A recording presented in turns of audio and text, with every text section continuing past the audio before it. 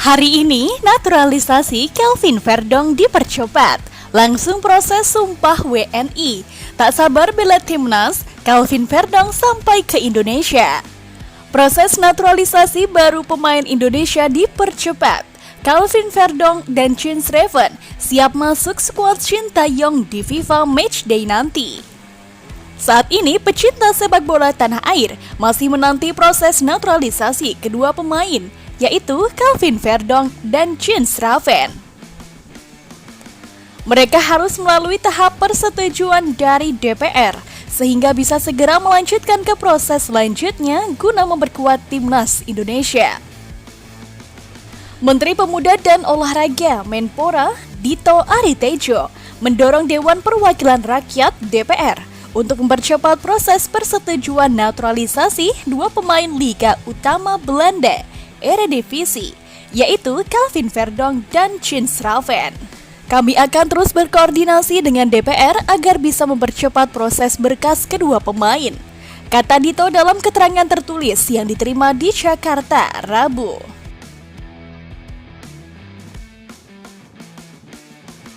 Ia membeberkan jika berkas dituntaskan oleh DPR, maka Verdong dan Ravens bisa memperkuat skuad tim nasional Timnas untuk laga kualifikasi Piala Dunia 2026 melawan Irak dan Filipina pada 6 serta 11 Juni 2024.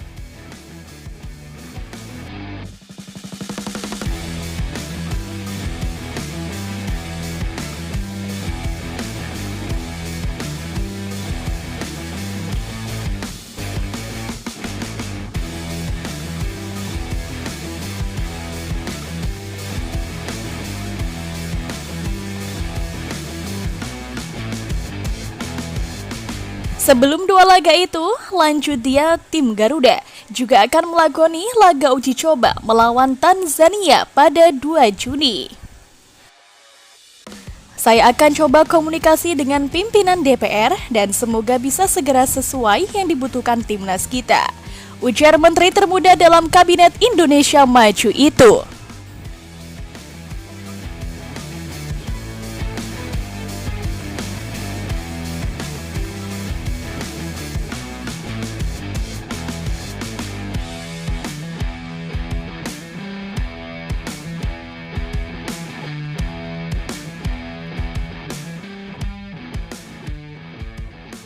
Kelvin Verdong merupakan pemain di Liga Utama Belanda Eredivisie dengan memperkuat klub Nijmegen dan berposisi sebagai pemain bertahan yang berumur 27 tahun.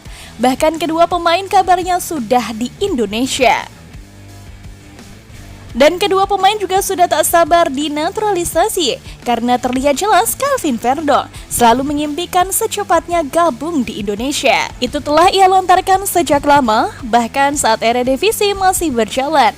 Verdong juga mengungkapkan kecintaannya kepada negara Indonesia. Dan setelah kedatangan kedua pemain ini, pastinya persaingan ketat di kubu timnas semakin memanas. Bahkan akan banyak yang tergeser dengan pemain baru jika STY merasa bahwa performanya tak kunjung mengalami perkembangan yang signifikan.